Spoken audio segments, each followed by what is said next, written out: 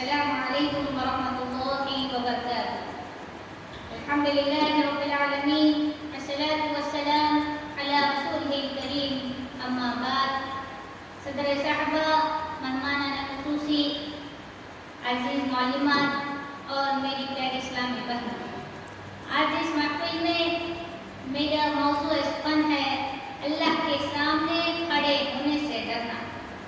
اللہ تعالیٰ سورۃ الرحمن کی اس آیت کے اندر بڑی عجیب و غریب انقلاب کی بات کر رہا ہے.